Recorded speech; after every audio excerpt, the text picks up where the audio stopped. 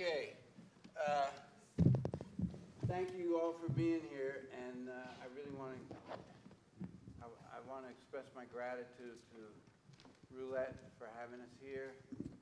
Jim Staley, who runs the place, he's founded the place, and Ian and Rob and Ian and Rachel and Amanda and Caitlin. Who am I leaving out? Really, and Ben.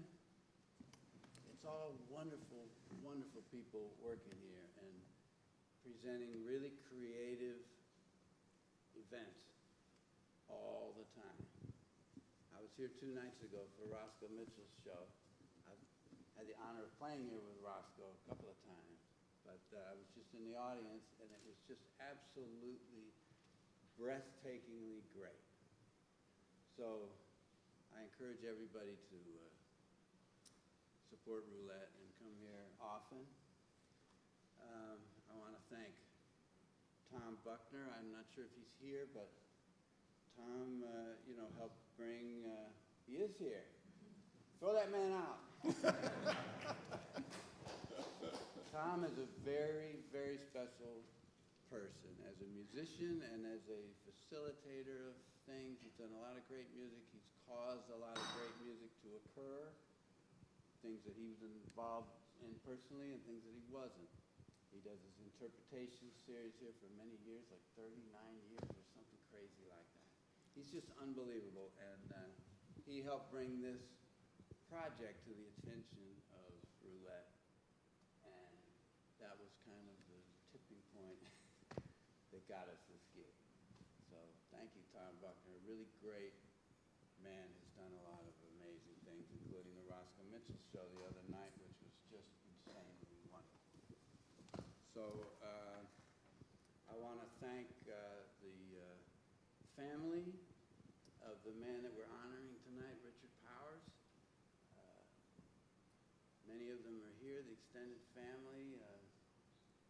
Eric Powers is here, and Jay Sherry, who was married to Kathy Powers, and Elizabeth Powers came all the way from Madrid. And these are really wonderful, wonderful people. The whole extended clan, we all just had too much to eat. And throwing me out already? You all can hear me, right? We don't need, could you hear me before?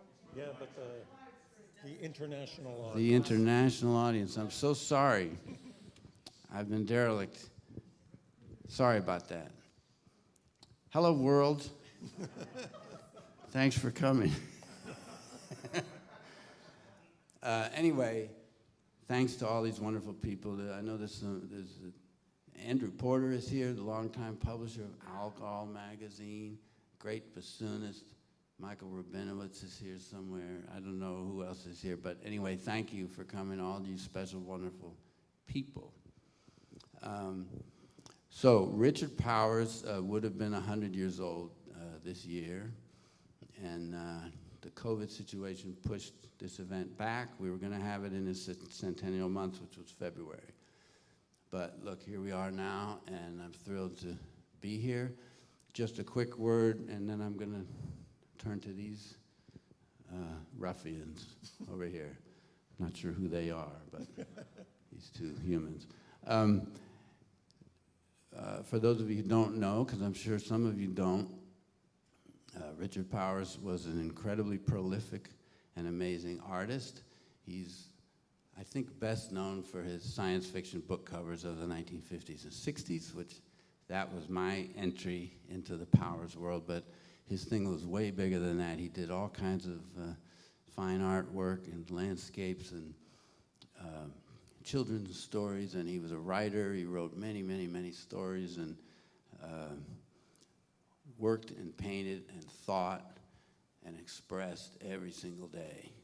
And I know this because I'm sort of sliding into the role of unofficial archivist to the Powers estate, so I've been spending days in the barn going through boxes, and believe me, it's stunning. You could call it looting.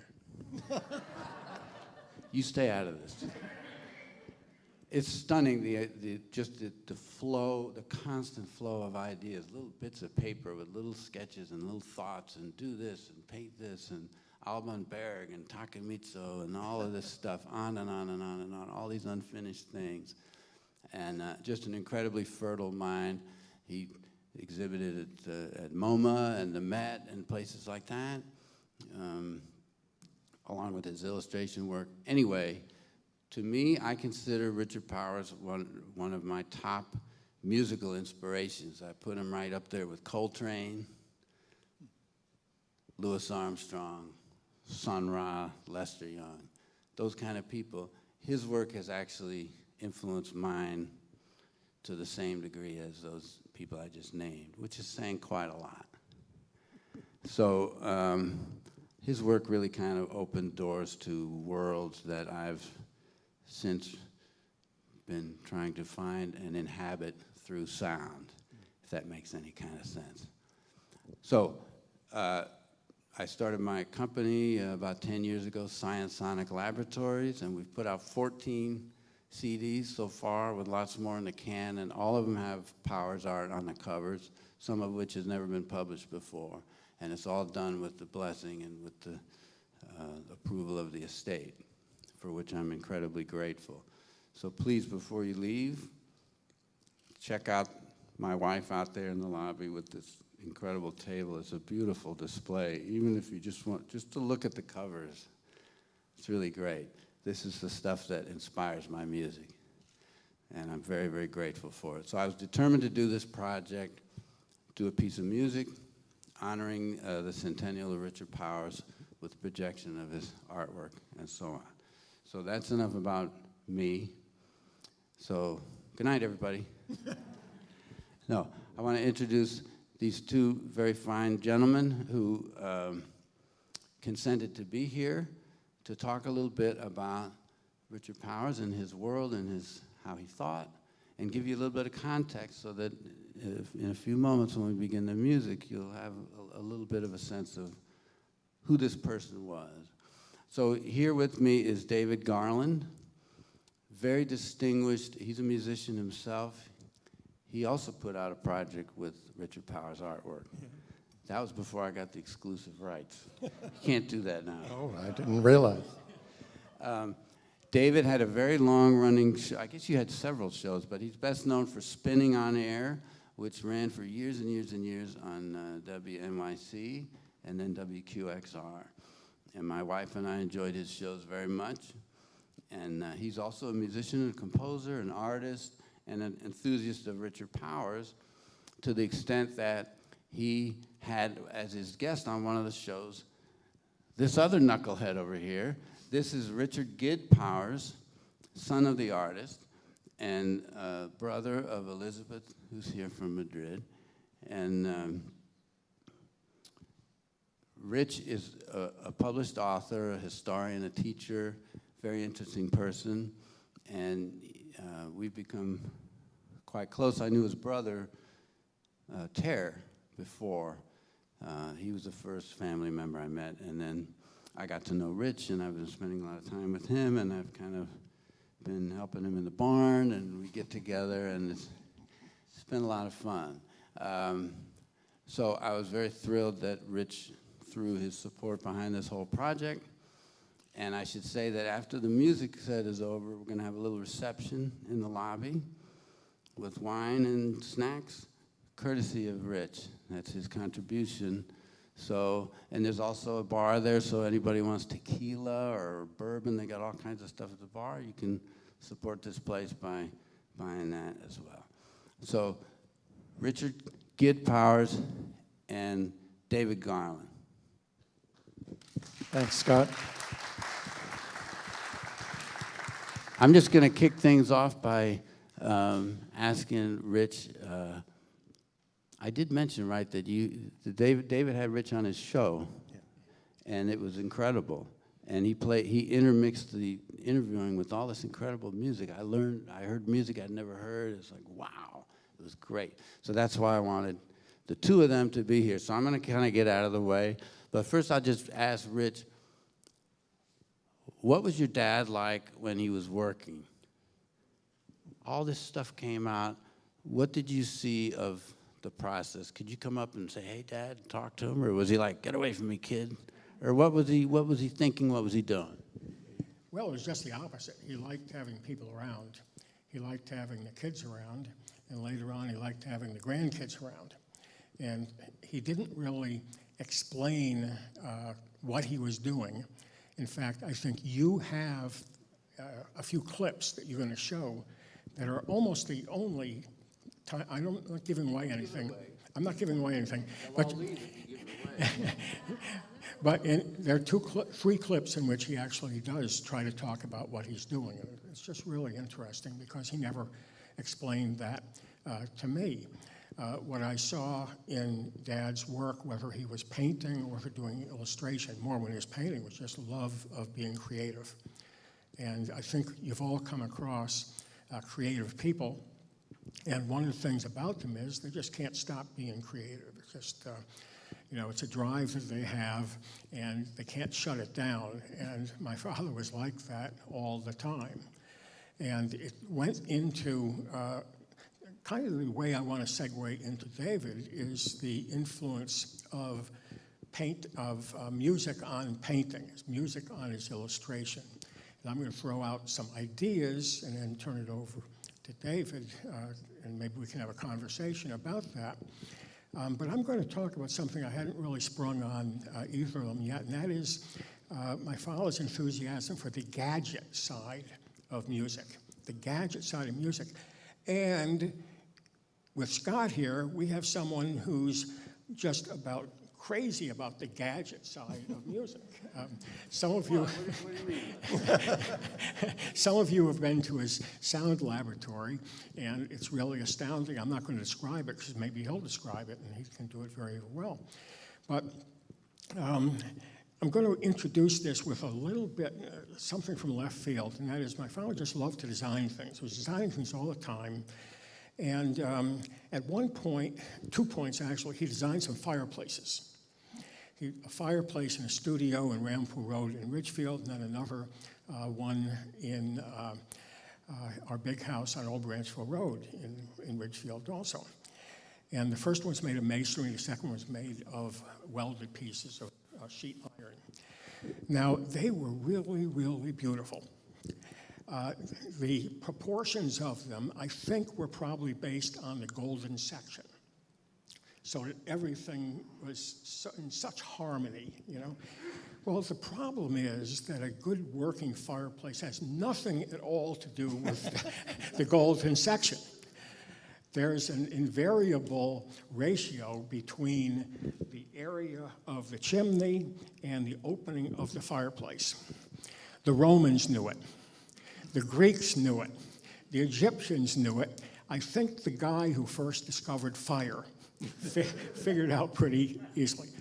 And my father really didn't care about that. He wanted a fireplace that really looked beautiful. And they didn't draw, so they were smoky or the fire didn't really work. And he could live with that because he had a beautiful fireplace. And if you want to know anything about that ratio, the last time you looked in the Old Farmer's Almanac, it's right there. So it's not a nuclear secret in any way. Well, has nothing to do with music, but maybe it does because he was gadgeteering around with music. Now, I'm going to show you a painting, and some of you know this painting, and those who know it, don't tell the rest of the people what it is. Now I know what you brought. Yeah.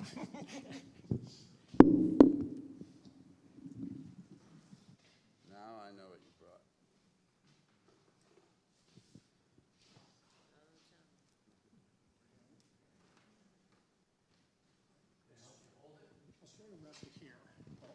This is great. Somebody get a picture, please, of this moment. So the mind experiment here. You're getting pretty close. But it's oh. I thought you had guessed that it was a microphone.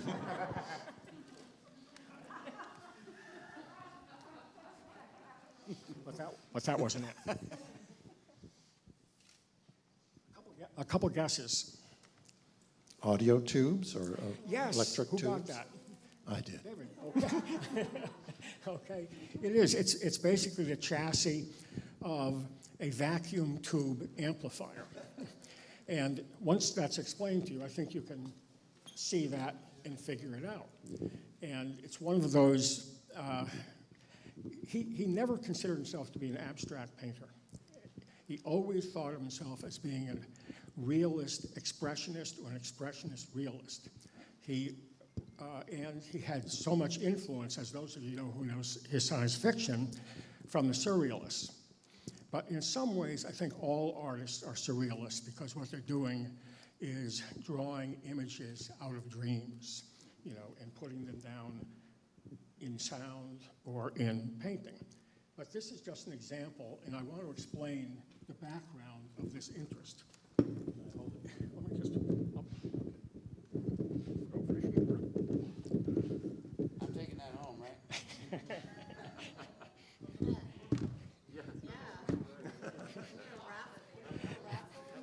I wouldn't be surprised if you didn't someday. But kind of as a residue of his experience during World War II, where he had one of the most fortunate spells that anybody could have fighting a war.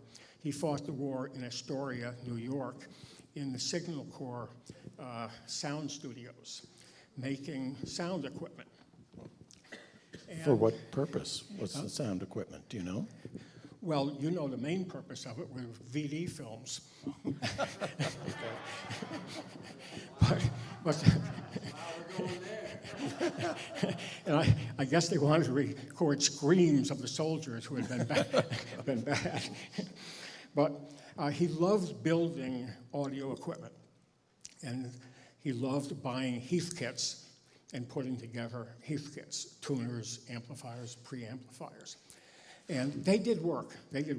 On the other hand, he was following the instructions, and if you followed the Heath kit instructions and you knew how to solder, which he did, and he used to tell stories about working in the Signal Corps on an assembly line with soldering irons, and it was considered a very good joke to very carefully move your hand over and reverse the person's soldering iron next to you, so that when he reached over, well, they were army jokes. He was very disappointed when he disassembled a computer once, and he found out that all it took to put together a computer was knowing that round things go into round holes and square things go into square holes. There's not much craftsmanship involved. Oh, thank you. Thank you. Now, at an early stage, and this will bring us back to the fireplaces, at an early stage in this enthusiasm, he had a carpenter in Dorset, Vermont, build him a speaker cabinet. And this thing was enormous. Of course, I was a little kid and everything looked enormous, but it was really enormous. I think it was probably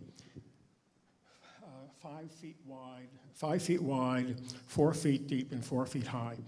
And it was, the front was covered with a tweed fabric that I think was the same as our couch in the living room. And we were living in a 2-bedroom apartment on 231st Street in the Bronx. And the speaker cabinet took up just about all the room that wasn't taken up by his drafting table and his chair and his fluorescent lights. And by the way, he was very proud that he had filched all this equipment from the Army. Or actually that officers had filched it for him, and he got it by doing portraits of their wives and kids. It's one of the ways he worked his way through. Now, this cabinet was made out of 1-inch apple, 1-inch apple wood. It was put together with carpenter's joints and dowels. And if you had designed something to absolutely muffle the sound and keep it from reverberating, he had done it. Now, I think that probably pained him a little bit that he was getting such terrible sound. On the other hand, it was very beautiful. It was really lovely. For my purpose, I could listen to the Lone Ranger on it, just fine. A couple of other comments. He did love the idea of freeloading off the Army. He regarded Phil Silver's Sergeant Bilko show as being naturalistic realism. It's just the way the Army really was. And he continued his freeloading by being on the GI Bill, not in a college, not in university, but on Monhegan Island with an easel painting under a painter whose communist wife had gotten him accepted as an art school. So that was also another triumph over the man as far as he was concerned. Now, to turn from the gadget side of music, his love of the gadget side of music, it occurs to me that for the most part, his science fiction was the anti-gadget side of science fiction. And he was really kind of the anti-gadget science fiction illustrator. What made his covers really distinctive and made them loved was a surrealistic quality that he borrowed from certain surrealistic painters. He never lost his love of seascape painting, landscape painting. He spent so much of his painting time developing technique of loading a wide brush with different colors so that he could create a wave in one gesture, sort of like a Japanese technique within paintings. And as I said before, he really would call himself a realistic expressionist. Now, we're going to get to the possible influences of music on his painting, and I'm just going to throw out some of the music that I know, that I remembered that he really loved. As far as classical music went, he was very, very much taken with Mahler. I remember him listening to Mahler just about more than any other composer. He also had other favorites, Ives, Bridge, Britten, Penderecki, Takemitsu, Di Pablo, and Berg. He often worked those painters, caricatures of them, into his paintings. He also loved jazz, the kind of jazz you might expect, but some that you might not expect. And by the way, he once dragged me to hear Louis Armstrong performing at the Ridgefield High School gym, and we got to shake his hand. But to shake his hand, you had to buy a jar of Posner's Burgermeier. Posner's Burgermeier was the lip cream that he used, and Louis would claim in that voice of his, "This is the only thing that makes me play the way I play." But the jazz that I remember him playing mostly was free jazz, and Archie Shepp's music in particular. He would go back to him an awful lot. My sister. I have a portrait he did of Archie Shepp. Really? Okay. And I talked about this with Scott the other day, and my father used to call Archie Shepp's music and some others hate music. And Scott rejected that out of hand. He did not think I don't think he thinks any music is hate music, it's love music. But nevertheless, he had a wonderful quote where he said that music is all about love, but sometimes love comes out pretty violently. I think that was true of him. My sister Beth, where is Beth? There you are in the dark, yeah. She remembers him not liking rock and roll. Maybe in general, but he did come back from a job in England raving about the Beatles when they were enormous there and not yet here. He liked not only music, but they were so easily caricaturable. How do you say that? Caricaturable? Caricaturable. Caricaturable. They were caricaturable. And it's really true. There probably has never been a group of musical performers, each one being distinctive and with those kind of features that were so memorable. Mm-hmm. And once, if you were an artist that knew how to do caricatures, it took you a little while, and then you could get them down with one or two strokes of a pen. And he loved doing that. He had regular jobs for Air Jamaica magazine, and he got an early earful, an eyeful of reggae, and he covered the Newport Jazz Festival for jazz and high-fidelity magazines. By the way, Stravinsky is in many of his sketches, not just for music, because he was fond of caricature also. A few other points, and then I'll turn it over to David. The folk mass that my sister Kathy and my brother-in-law Jay, where's Jay?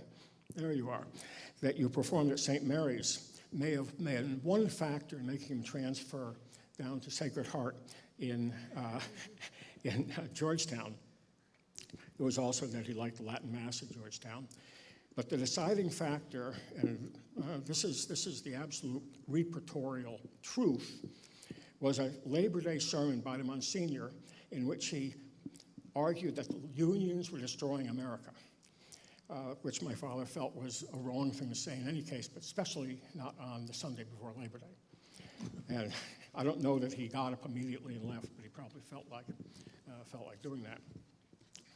And at that time in Ridgefield, the John Birch Society was active, or at least present, and maybe the Monsignor was in it as well.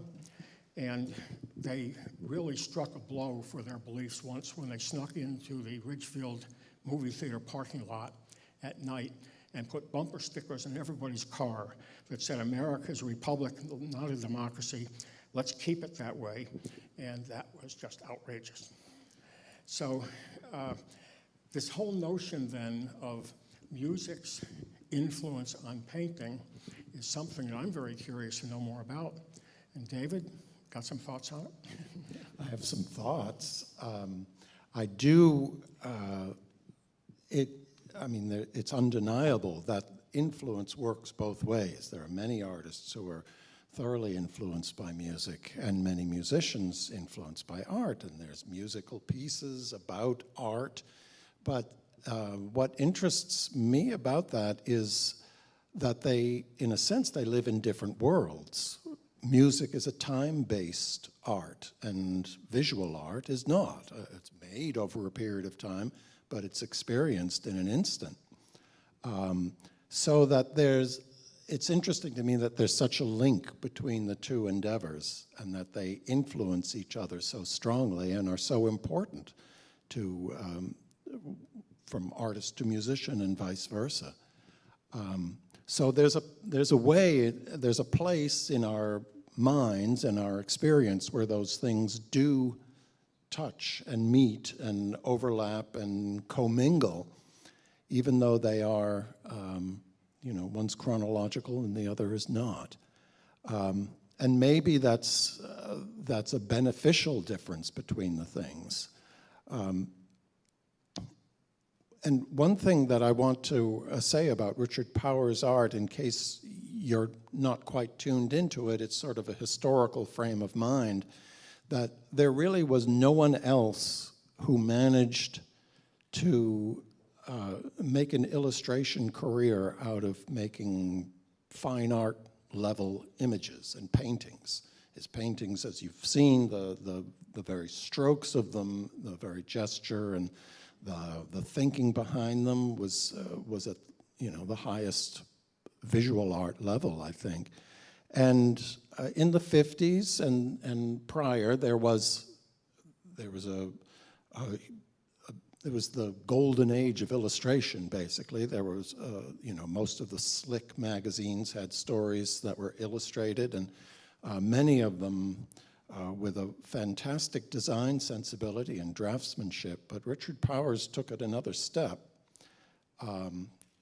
as an illustrator, and he also thereby elevated science fiction from its world connected to the pulp magazines to something else. The literature itself was gaining in depth and imagination, but his covers were quite a contrast to the sort of airbrushed, gadget-derived adventure scenes that had been the sort of visual language of science fiction up to that point. Suddenly,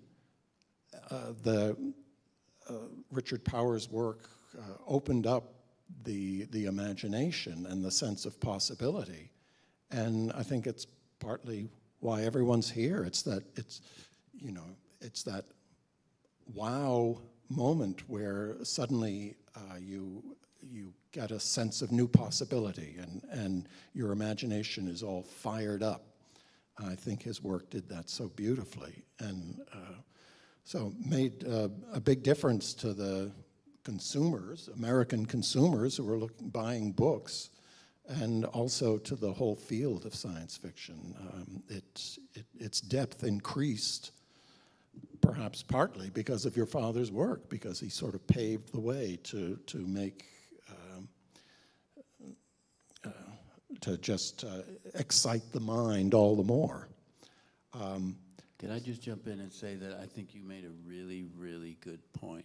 Because, I hear a lot of times, oh, musicians are entertainers, and, you should give the audience what they want. But if you're thinking in terms of art, I like to say that the job of an artist is to give the audience what they don't know that they wanted, because they're not equipped to even imagine it. But you are, and so you present something they don't know and then draw them in. And that's exactly what Powers did with me as a young child and still does today. Yeah. He confronts me with this world that I've never seen before, and it's unimaginably beautiful. And it draws me in, and I want to go there. Yeah. And then as a musician, I want to be there with my music. I want to play in that place, and I do, in my mind at least, and hopefully in some of your minds today. Yeah. You'll experience that. So that's a really important point, because Powers brought out this. He made the literature intellectual in a way that it wasn't when it was just packaged with space babes with bikinis and silver ray guns and all of that. Yeah, thank you for making that point, because that's really important to all of us, as artists. That's our job. Maybe I could add to that point. You said an artist should give the audience what they should want, what they should need, what they need. And his technique in persuading art directors to use his work was to give the art directors what they should want and what they should need, because he would do paintings, and then he or my mom would take them around to art directors, and they would buy them, and then they would try to figure out a book that they could be used at. And that was not always the case, but it was very often the case. Wow, that really says something. Did your father enjoy reading science fiction? Yes and no. He was so busy, he was doing one of these a week or maybe more. Yeah, he did read them, and he became friendly with a good number of science fiction writers. Samuel Delany was a really good friend of his. He became very friendly with a couple art directors. David Hartwell was one of his very closest friends. I certainly read them because I had the advantage of a couple of these things coming in every week. And so I'd be sitting down in the library just reading one after another. And so I can't say that he did too much more in many cases than to glance through them and see what the heck the thing was about. But as I said, he was always doing paintings, and they were paintings made for illustration because there would always be space left for the text, you know, and so forth. They weren't, and I found out something when I was doing a book on my father. It was very, very hard to reproduce his fine art. Fine art is not really done for the purpose of reproduction, whereas his science fiction illustrations or paintings meant for science fiction were done by a craftsman who knew the mechanics of how printing worked and how colors worked in printing, and so they were very easily reproducible. So as a kid, you read these books with your father's work on it, and I have to ask you this, did it look as weird to you as it did to the rest of us, or you grew up with this stuff? Was it just like, oh, you know, because I like to think that somewhere on some far-flung planet in another galaxy, they would look at Richard Powers' work and say, oh, yeah, it's commercial illustration, you know, it's like, it's too realist. You know, Hallmark card. Did you feel like that because you grew up with this stuff, or was it weird to you? Well, really, my aesthetic standards at that time included baseball cards, comic books, and so I can't really say I singled out his work in any special way. I want to have you speak to the point that, you know, we're perhaps describing to the audience a man who was very serious about his artwork, and I'm sure your father was, but he was a wise guy and a joker and a rascal and a tennis player and a baseball player and much more than just the serious artist. Yeah, he played one of those jokes on me when I was transitioning from Little League to Babe Ruth League. And in Little League, the pitchers are not allowed to throw curveballs. In the Babe Ruth League, they are. And so I've told my friend Len Chazen the story too many times, but I wanted to learn how to hit a curveball. And so we went down to a field in Croton Falls, and he started throwing curveball after curveball after curveball to me.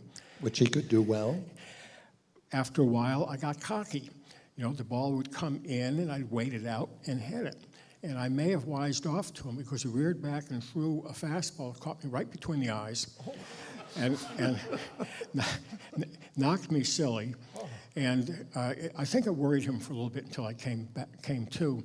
But, so he thought it was pretty funny. My mom did not.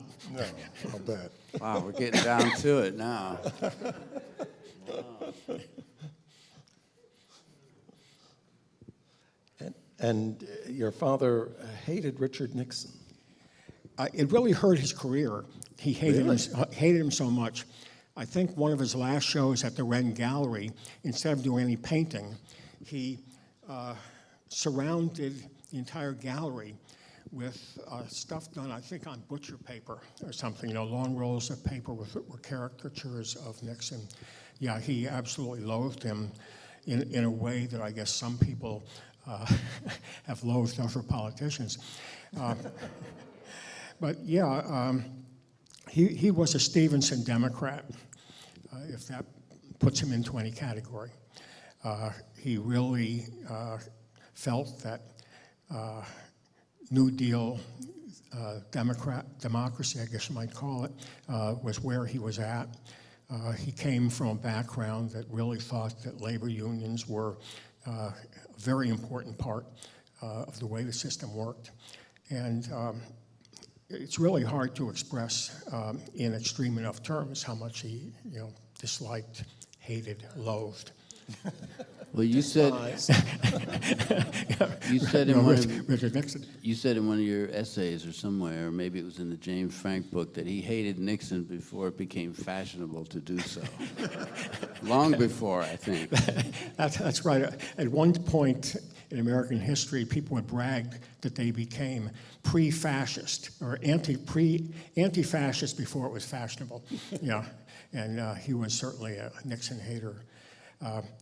I do remember, we were talking at dinner today about listening to Bob and Ray, and Bob and Ray had actually mastered that adenoidal quality of Joseph McCarthy, you know, that whining, point of order, you know, this kind of thing.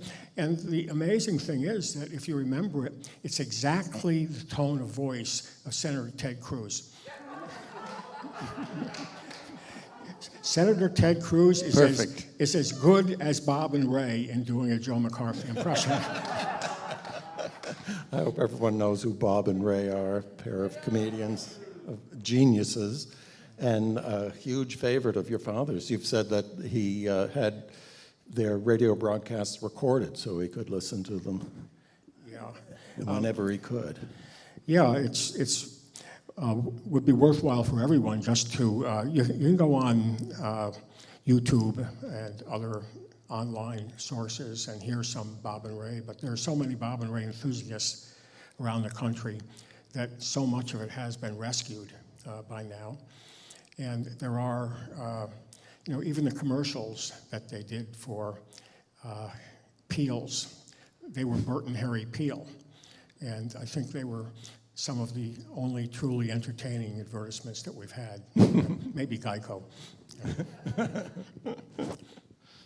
Tell them about the swimming pool. Pardon me? The swimming pool. I didn't hear you. Your family's swimming pool. Yeah, we had a very large swimming pool, and he decorated it with the kind of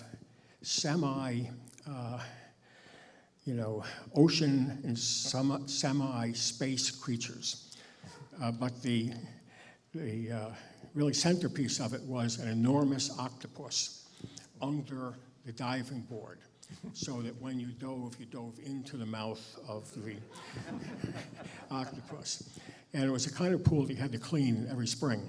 It was kept full during the winter, and at least leaves and twigs would be in it, but also small animals and sometimes large animals. Deer, for instance, would fall in. And in the springtime, it would have to be drained and washed. And he would con people like Jay Sherry and my sister Beth and myself into cleaning it. And the kind of prize at the end was that we could sign our names under the ladder. And somehow he convinced us this was worth all the effort. And actually, one more example, I guess, of his humor and the way he could use the humor to get his own ends. When we would have a roast beef, the roast beef would come bound together with strings. And he convinced us that the very best part of the roast beef were the strings. And so each kid would be fighting over a string to chew. How dumb we were. You guys want to play some music? Or did you want We have to play cover some music? Yeah, I think so. What? Nobody told me about that. Yeah, I guess we can wrap it up. I don't know. Should we take like 2 questions from the audience? Really good ones. Is that corny? Anybody have a question If there are questions, yeah. about Richard Powers? No, they're all just in shock. Look at him. Look at him. In the words of Marty Gross, guitar player I work with sometimes, he looks out at the audience and says, "I hear the sound of chins striking breastbones." All right, how about a big thanks to David Garland and Richard Gid Powers. This was great. I knew this was going to be great. Thank you so much. We're going to take a short pause, and we're going to play the music. And after the music, we got our CDs out there. We're going to have a little reception and everything else. Oh, please, I'd be really grateful if you haven't seen my little video called Powers 100. You can find it on YouTube, and I put the link in the program. I was going to show it tonight, and I decided not to compete with myself that way. So we're not going to. I can't win that. So we're not going to show the video, but I'm very proud of it. It won a prize, won an award for creative expression, and it meant a lot to me. So please, I hope you'll check it out, and please enjoy the music and the artwork and the joy of the Centennial of Richard Powers. Thank you so much.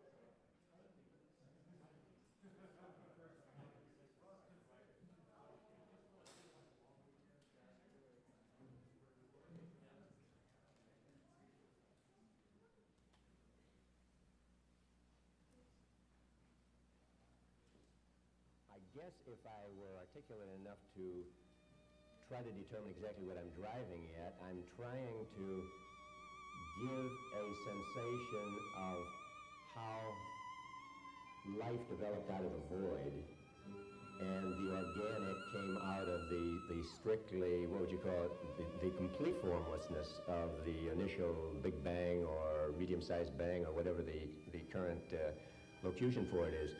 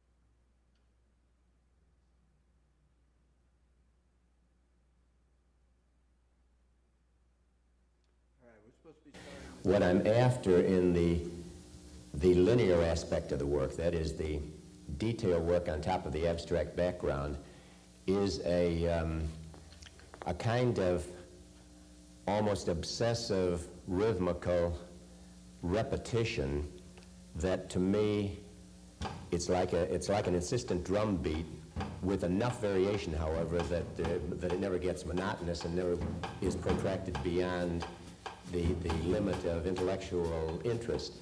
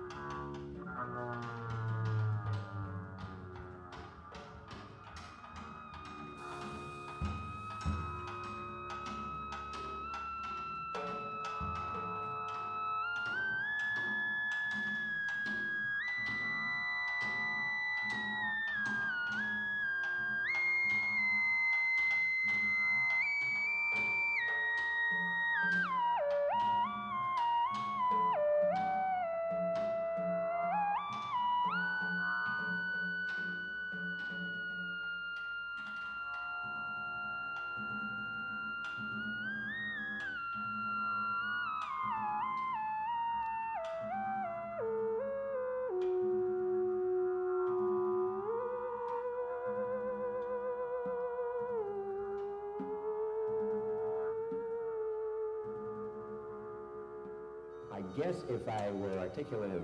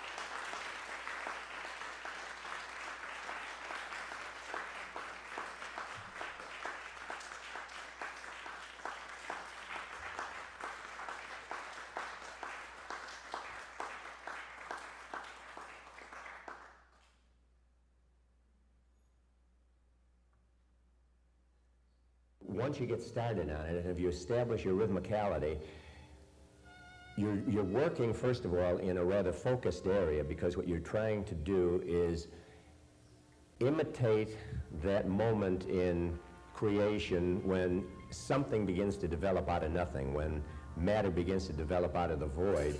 And so you've got a rather intense focus of energy in one small area, and by using a repetition of rhythmic linear device, you can get sometimes it almost seems to pulse in front of you, an organic kind of pulse, as when in an embryo, for instance, the heart starts beating. The heart that starts beating in a fetus at what, 2 or 3 weeks and lasts for 100 years if the rest of the body lasts that long. And that's what I'm after.